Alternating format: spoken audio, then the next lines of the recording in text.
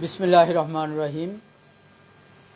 বাংলাদেশ জাতীয়তাবাদী দল রাঙ্গুনিয়া উপজেলা শাখার পক্ষ থেকে আজকে আমি বাংলাদেশ জাতীয়তাবাদী দল যে সমস্ত নেতাকর্মী আছে রাঙ্গুনিয়া উপজেলা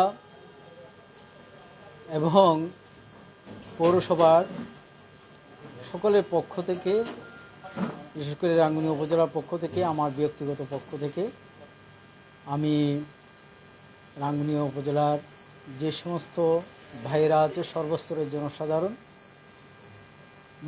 রাঙ্গুনিয়াতে এবং প্রবাসে বাংলাদেশে সবাইকে আমি বাংলাদেশ জাতীয়তাবাদী দল রাঙ্গুনিয়া উপজেলা শাখার পক্ষ থেকে ঈদের শুভেচ্ছা জানাচ্ছি, সালাম জানাচ্ছি। সংগ্রামী রাঙ্গুনিয়াবাসী, আপনারা জানেন দীর্ঘদিন ধরে আমি এই রাঙ্গুনিয়াতেই আপনার শিক্ষকতা করেছি, রাঙ্গুনিয়াতে বিভিন্ন সামাজিক কর্মকাণ্ড করেছি। দীর্ঘ 17 বছর এই স্বৈরাচারের বিরুদ্ধে আন্দোলন সংগ্রাম করতে গিয়ে আমাকে বারবার কারাবরণ করতে হয়েছে। সর্বপ্রথম 2011 সালে আপনার মার্চ মাসে 71 জন নিয়ে আমাকে প্রথম এখানে এই গায়েবী মামলা, মিথ্যা মামলার শিকার হয়ে জেলে যেতে হয়েছিল। সেই দিন এই 71 জন থেকে বিভিন্নভাবে 4-5 জন থানা থেকে আপনার বিভিন্ন তদবির করে বের হয়েছিল। পরে 65 জন আমরা দীর্ঘদিন প্রায় 1 মাস অধিক সময় জেলে ছিলাম। আমাদের এখানে এই 65 জনকে সেদিন আমি জামিন করে সর্বশেষ যে কোদালা ইউনিয়নের 13 জন ছিল সেই 13 জনকে নিয়ে আমি সর্বশেষ 1 মাসের অধিক সময় জেল কাটার পরে সেখান থেকে ওনার জামিনে বের হয়ে এসেছি। এরপরে আবার 2012 সালে আপনার চলো চলো ঢাকা চলো বাংলাদেশ জাতীয়তাবাদী দলের পক্ষ থেকে আপনার যেই আহ্বান জানানো হয়েছিল সারা দেশ থেকে ঢাকায় যাওয়ার, সেই দিন এই স্বৈরাচারী সরকার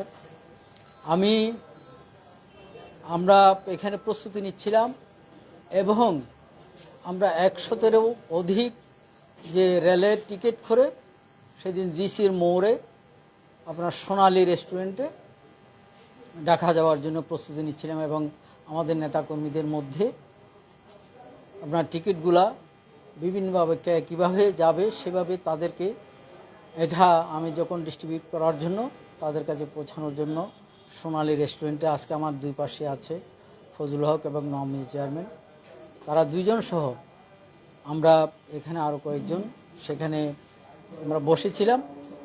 এই আপনার টিকিটগুলা যখন দিতে যাচ্ছিলাম তখন কোন মহলের ইশারায় সেদিন আমাদেরকে সোনালী রেস্টুরেন্ট ঘেরাও করে সেদিন আবার আমাকে সেদিন অ্যারেস্ট করা হয়েছিল। অ্যারেস্ট করে আপনার এখানে 5 তলায় নিয়ে যাওয়া হয়েছে। সেখান থেকে কোর্ট হাজতে প্রেরণ করেছে। এখান থেকে আমরা আবার এই জামিন নিয়ে সেখান থেকে বের হয়ে এসেছি। এরপরে 2018 সালে আপনার নির্বাচন, যখন এই স্বৈরাচারী সরকার আপনার নির্বাচন এর ঘোষণা দিয়েছিল, সেদিন বাংলাদেশ জাতীয়তাবাদী দলের পক্ষে এখানে মাঠে আমি ছিলাম, আমি কাজ করেছি। বিভিন্ন গণমাধ্যম আমার সাথে কথা বলেছে, আমি সেদিন বিভিন্ন গণমাধ্যমে আমার প্রতিক্রিয়া আমি ব্যক্ত করেছি এবং 2018 সালে আমাকে সর্বপ্রথম চট্টগ্রামে আমাকে দলের রাজপথ থেকে দলের কর্মসূচি পালন করতে গিয়ে আজকে যে রাজসাক্ষী আমার পাশে 2 জন আছে, সেই দিন কাজীর দেউরি থেকে আমাকে অ্যারেস্ট করা হয়েছিল। তো কোতোয়ালি থানায় অ্যারেস্ট করে কোতোয়ালি থানায় নিয়ে যাওয়া হয়েছে। এই কোতোয়ালি থানায় সেদিন আপনার যে ওসি ছিল মহসিন, সেই মহসিন আপনার গোপালগঞ্জের ওসি, সে আমাদের সাথে যে দুর্ব্যবহার করেছে, কোনো একজন আমার পরিবারকে পর্যন্ত আমার সাথে দেখা করতে দেওয়া হয়নি। সেই দিন আমাদেরকে যেই আপনার থানা হাজতে যে অমানবিক নির্যাতন করেছে, সেটা ভুলার মতো নয়, সেটা কোনোদিন বলতে পারবো না। এরপরে এর পরের দিন আমাদেরকে এই কোর্ট হাজতে বিভিন্ন মামলায়, গায়েবী মামলায় আসামি করে আপনার জেল হাজতে প্রেরণ করেছে। দীর্ঘ 3 মাস, সেই 2018 সালে বাংলাদেশ জাতীয়তাবাদী দলের যে সমস্ত নেতৃবৃন্দ ছিল চট্টগ্রামের, সেই সমস্ত সকল নেতৃবৃন্দ, এখানে আমির খসরু মাহমুদ চৌধুরী, আপনার গিয়াসউদ্দিন কাজী চৌধুরী, আসলাম চৌধুরী, ডাক্তার সাদাত হোসেন, আবুল হাশেম বক্কর, মাহবুর রহমান শামীম, ইঞ্জিনিয়ার বেলায়েত হোসেন সহ এখানে অনেকগুলা নেতা, আপনার চট্টগ্রাম মহানগরের আপনার প্রত্যেক থানার প্রায় সভাপতি, সাধারণ সম্পাদক, সবার সাথে আমাদের এখানে সবাইকে জেলে পুরে সেই দিন 2018 সালে। এরপরেও সেই স্বৈরাচারিণী হাসিনা সরকার কথা দিয়েছিল, বলে আমার দল যখন আপনার নির্বাচনে যাওয়ার সিদ্ধান্ত নিয়েছে, সেই দিন 2018 সালে রাঙ্গুনিয়া থেকে 18 জন মনোনয়ন চেয়েছিল। সেই 18 জনের মধ্যে সর্বশেষ আপনার ফাইনাল মনোনয়ন, চূড়ান্ত মনোনয়ন আমাকে দিয়েছে, যেটা মহাসচিবের মুখে আপনার ঘোষণা করেছিল 2018 সালে। আমি তখন জেলে, আজকে বিভিন্ন জনে বিভিন্ন কথা বলে, বিভিন্ন আপনার বাসায় কথা বলে। আমার দলের চেয়ারম্যান, ভারপ্রাপ্ত চেয়ারম্যান জনাব তারেক রহমান এখানে কারো মুখ দেখে সেদিন মনোনয়ন দেননি। সেদিন মনোনয়ন দেওয়া হয়েছিল কর্মের উপর। আমাকে সেদিন আমার কাজে, আমি যে দলের নেতাকর্মীদের সাথে ছিলাম, তাদের সঙ্গে সুখে দুঃখে আপনার সব সময় এই দলের কর্মসূচি, আপনার এই দলের ত্রাণ তহবিল থেকে আরম্ভ করে প্রত্যেকটা কাজে ঢাকায় আমি দুইবার যে এই দলের আপনার কেন্দ্রীয় অফিসে গিয়ে, আপনার যখন বন্যা হয়েছিল সেই বন্যায় আমি দলের স্থায়ী কমিটির সদস্য ইকবাল হাসান মাহমুদ টুকুর হাতে সেই দিন আমি আপনার দলের ত্রাণ তহবিলে আপনার অনুদান দিয়েছি। এরপরে আবার যখন দল থেকে ডাক এসেছে, সেদিন আমি দলের পক্ষ থেকে, রাঙ্গুনিয়ার পক্ষ থেকে আমি এককভাবে সেদিন আমার ব্যক্তিগত পক্ষ থেকে এবং দলের পক্ষ থেকে আমি এই দলের পাশে দাঁড়িয়েছি। সুতরাং আমি দীর্ঘদিন, আজকে আমাকে বলে এখানে আমি কোনো চাঁদাবাজের সাথে, কোনো দখলবাজের সাথে, কোনো অন্যায়কারীর সাথে আমার কোনো সম্পর্ক না। আমি কাউকে কোনো দিন প্রশ্রয় দিই নেই, দেবও না। আমি সেটা স্পষ্ট ভাষায় আমি বলেছি। সেই দিন আমার 2023 সালে যে 22 সালে 2028 অক্টোবর ঢাকায় যে মহাসমাবেশ হয়েছিল, সেই মহাসমাবেশে আমি অংশগ্রহণ করেছি। এবং অংশগ্রহণ করার পরে যখন এই যে স্বৈরাচারী সরকারের পুলিশ বাহিনী, জল কামান এবং আপনার বিভিন্ন মারাস্ত্র নিয়ে যখন ঝাঁপিয়ে পড়েছিল, সর্বশেষ সেই দিন আমির খসরু মাহমুদ চৌধুরী বক্তব্য রাখছিলেন, তখন আপনার নির্বিচারে আপনার কাঁদানে গ্যাস ছোড়া হয়েছিল এবং গুলি করা হচ্ছিল। তখনও মাঠে ছিলাম। মাঠে দেখে সেই দিন 28 তারিখে আমি চট্টগ্রামে আসি। আমার যে রিস্ক নিয়ে আমি সাধারণত আমি শিক্ষকতার পাশাপাশি আমি ব্যবসাও করে, দুবাইতে আমাদের নিজস্ব ব্যবসা আছে, সেই ব্যবসায় আমি 6 মাস পর পর সেখানে আমাকে যেতে হয়। সেদিন 29 তারিখ ছিল আমার শেষ দিন। 29 তারিখ না গেলে আমার ভিসা ক্যান্সেল হয়ে যেত। সেদিন আমি 29 তারিখ আমি আমার এই ব্যবসার প্রয়োজনে সেই দিন আমি গিয়েছি। আমার পাসপোর্ট দেখতে পারেন। এরপরে 29 তারিখে গিয়ে আমি 8 তারিখে আবার আমি ফিরে এসেছি। 8 তারিখে ফিরে এসে দলের সকল কর্মকাণ্ডে এবং আমার যে সমস্ত মামলা ছিল আপনারা সবাই দেখেছেন, এই দলের মামলাগুলা আপনার হাজিরা দিতে গিয়ে আমি কোর্টের বারান্দায় আমার জীবনের যে সময়, যে 17 বছর সময় কেটেছে। সুতরাং আজকে অনেকে অনেক কথা বলে, আমি কারো সমালোচনা করি। আমাকে এখানে কোতোয়ালি, বাকলিয়া, সদরঘাট, এখানে প্রত্যেকটা চাঁদগাঁও, তারপরে আপনার পাঁচরাইশ থানা, সবগুলো থানা থেকে আমাকে গায়েবী মামলা দেওয়া হয়েছিল। 3 বার রিঅ্যারেস্ট করা হয়েছে। সেদিন আমাকে আমি যে চূড়ান্ত মনোনয়ন পেয়েছিলাম 2018 সালে, সেই চূড়ান্ত মনোনয়ন আমার নেতৃবৃন্দ সেখানে আমাকে বলেছিল যে আমির খসরু মাহমুদ চৌধুরী এবং গিয়াসউদ্দিন কাজী চৌধুরী আমাকে বলেছিল তোমাকে যে কোনোভাবেই এখানে বের হতে হবে। তো আমি চেষ্টা করেছি পরপর 3বার সেই দিন আপনার হাইকোর্ট থেকে জামিন নিয়ে আমি বের হওয়ার চেষ্টা করেছি, কিন্তু এই স্বৈরাচারী সরকার এবং এই আওয়ামী লীগ আমাকে সেদিন বের হতে দেয় নাই। 3বার রিঅ্যারেস্ট করে আবার আমাকে বিভিন্ন মামলায়, সাজানো মামলায়, গায়েবী মামলায় আবার আপনার হাজতে যেতে হয়েছিল।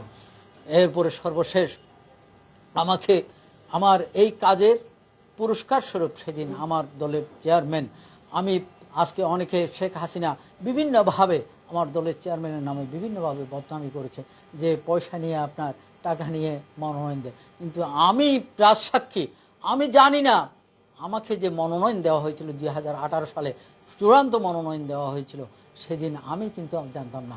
রাতে আমার এখানে জেলে বসেই আমি খবর পেয়েছি আমি চূড়ান্ত মনোনয়ন পেয়েছি। সেটা গণমাধ্যমে এসেছে, বিভিন্ন মাধ্যমে এসেছে। আপনার সেদিন জেল থেকে আমি, ডাক্তার শাহাদাত এবং আসলাম চৌধুরী 3জন চূড়ান্ত মনোনয়ন পেয়েছিলাম। সুতরাং আমি একজন রাজনৈতিক কর্মী, রাজনৈতিক অভিলাষ সবার আছে। আমি এখানে কাজ করছি, দীর্ঘদিন দলের জন্য কাজ করছি, দলের কাজ করে এরপরেও আমাকে 2018 সালে আসার পর 2023 সালে যে নির্বাচনের আগে জুন মাসে 6 তারিখে আমাকে আমার যেই কলেজে আমি 34 বছর শিক্ষকতা করেছি, সেই কলেজের সামনে আওয়ামী লীগ, যুবলীগ আমাকে সেখানে আপনার শারীরিকভাবে আমাকে নির্যাতন করেছে। এরপরেও অস্ত্র দিয়ে সেদিন ঘেরাও করে আমার উপর হামলা করেছিল। সেদিন আমি দমিয়ে যাইনি। আমি এই রাঙ্গুনিয়ার মানুষের জন্য, রাঙ্গুনিয়া জাতীয়তাবাদী দলের আপনার নেতাকর্মীদের সাহস জোগানোর জন্য তাদের পাশে ছিলাম। মামলায় তাদের পাশে ছিলাম। আজকে যে সমস্ত নেতৃবৃন্দ আছে, যে সমস্ত আমার যে সেই আপনার উকিল, আমার লয়ার ছিল এদিন আপনার খায়রুদ্দিন মাহমুদ চৌধুরী, রফিক চৌধুরীর ছেলে, এসইউ নুরুল ইসলাম, কামাল হোসেন এবং অ্যাডভোকেট জামাল উদ্দিন সবচেয়ে বেশি আমার মামলা পরিচালনা করেছে, দলীয় মামলা পরিচালনা করেছে। যতগুলো মামলা ছিল আমি রাঙ্গুনিয়ায় সবাই আমি বলেছি, আমি যে এককভাবে অ্যাডভোকেট রোখন, যে আমি এখানে সবার কাজে যে মামলা ছিল আমি বলেছি, রাঙ্গুনিয়ার যে সমস্ত বিএনপির নেতাকর্মী আছে তাদের যে সমস্ত মামলা আছে সেই মামলাগুলা আমি আমার এককভাবে আমি আমার দায়িত্বে কাজে তুলে নিয়েছি। কিন্তু অনেকেই আমাকে আমার পাশে তারা নিজস্ব গতিতে বা নিজস্ব ব্যবস্থাপনায় বা অন্য কারো মাধ্যমে তারা সেদিন কিছু করেছে, কিন্তু আমি এখানে কোনো গ্রুপ ভাগ করিনি, কোনো বিভেদ করিনি। আমি বলেছি বাংলার জাতীয়তাবাদী দল যে করে, বাংলার জাতীয়তাবাদী দলের যে সমস্ত নেতাকর্মী তারা মামলার শিকার হবে তাদের জন্য আমি আমার শেষ রক্তবিন্দু থাকা পর্যন্ত তাদের পাশে আমি থাকব। সেই ওয়াদা আমি দিয়েছিলাম এবং সেই ওয়াদা অনুযায়ী আমি আমার ওয়াদা রক্ষা করার চেষ্টা করেছি। আজকে আপনার এই দলের জন্য দীর্ঘদিন কাজ করেছি। দল যদি আমি সবসময় বলেছি, আমি এখানে আমার দলের উদ্যোগে অনেক ব্যক্তির চেয়ে দল বড়, দলের চেয়ে দেশ বড়। দেশের সাথে আমরা সব কিছু উজাড় করে দিতে পারি। দেশের সাথে আজকে 1971 সালে 30 লাখ শহীদ হয়েছে, 2 লক্ষ মা বোন ইজ্জত দিয়েছে। এরপরে 1991 সালে এই স্বৈরাচারকে হটাতে গিয়ে অনেকেই আপনার জীবন দিয়েছিল, ডাক্তার মিলন জায়েদ সহ, নূর হোসেন সহ অনেকেই আপনার জীবন দিতে হয়েছে। এরপরে সর্বশেষ 2024 সালে এই স্বৈরাচারিণী সরকার তাকে বিদায় করার জন্য, এই স্বৈরাচারকে বিদায় করার জন্য এই দেশের ছাত্র জনতা আপনার বিশেষ করে বাংলা জাতীয়তাবাদী দলের চেয়ারম্যান, ভারপ্রাপ্ত চেয়ারম্যান সেখান থেকে আপনার সুদূর প্রবাস থেকে আমাদের খবরাখবর রেখেছে এবং আমরাও চেষ্টা করেছি। সেদিন রাঙ্গুনিয়ার অনেক ছাত্র যুবক আমার রাঙ্গুনিয়াতে থাকতে পারেনি, চট্টগ্রামে গিয়ে অবস্থান নিয়েছিল। আমি তাদেরকে সেখানে তাদের খোঁজখবর নিয়েছি এবং তাদেরকে এই আন্দোলন সংগ্রামে অংশগ্রহণ করার জন্য সার্বিক সহযোগিতা আমি সেদিন করেছি। এবং সর্বশেষ 2024 সালে 5 আগস্ট এই স্বৈরাচারী সরকার বিদায় নিয়েছে। আল্লাহর কাছে লাখো শুকরিয়া। আজকে আমরা একটি গণতান্ত্রিক আপনার স্বৈরাচার মুক্ত একটি বাংলাদেশ পেয়েছি। এই বাংলাদেশে আজকে যারা এখানে দীর্ঘ 17 বৎসর যে সমস্ত আমার দলের নেতাকর্মী এবং ছাত্র জনতা যারা শহীদ হয়েছে, আমি সকল রুহের আত্মার মাগফিরাত কামনা করছি। এবং যারা আজকে দীর্ঘ 17 বছর বিভিন্ন হামলা মামলায় জর্জরিত হয়েছে, তাদের কাছে আমি কৃতজ্ঞতা আমি তাদের কাছে আজীবন কৃতজ্ঞ থাকব। এই দলকে তারা যে আপনার হামলা মামলা মাথায় নিয়ে হিমালয়ের মতো মাথা উঁচু করে কেউ দল পরিবর্তন করেনি। দল পরিবর্তন না করে অনেকের কাছে অনেক অফার গিয়েছিল সেদিন দল পরিবর্তন করার জন্য, কিন্তু বাংলার জাতীয়তাবাদী দলের আদর্শ থেকে আমার যে সমস্ত নেতাকর্মীবৃন্দকে বিচ্যুত করতে পারেনি, আজকে তারাই হচ্ছে দলের প্রাণ। তাদেরকে আমি জীবনে রাজনীতি করি বা না করি, সেইখানে আমি এই দলের দুঃসময়ের যে সমস্ত আমার নেতাকর্মী আছে তাদেরকে আমি কোনো দিন ভুলব না, তাদের পাশে আমি থাকব। এবং আমি এই রাঙ্গুনিয়াবাসীর আমি এখানে নেতা হওয়ার জন্য নয়, আমার কোনো নেতৃত্বের এমন কোনো হায়েস নাই। যদি দল আমাকে পছন্দ করে, দল আমাকে যদি মূল্যায়ন করে, সেখানে আলহামদুলিল্লাহ, না করলেও আলহামদুলিল্লাহ। আমি সব সময় বলেছি এখানে দলের স্বার্থে আমি সব কিছু বিসর্জন দেওয়ার জন্য আমি সব সময় প্রস্তুত আছি। আজও আমি দলের স্বার্থে, আমি এই দলের ঐক্য বজায় রাখার জন্য আমি সবাইকে, আপনারা আজকে যারা বিভিন্নভাবে বিভিন্ন আলোচনা সমালোচনা করছে, আমি অনুরোধ করব, আলোচনা সমালোচনা নয়, আমরা সবাই এক বাংলার জাতীয়তাবাদী দলের আমরা নেতা কর্মী, আমরা সবাই জাতীয়তাবাদী দলের আদর্শে বিশ্বাসী।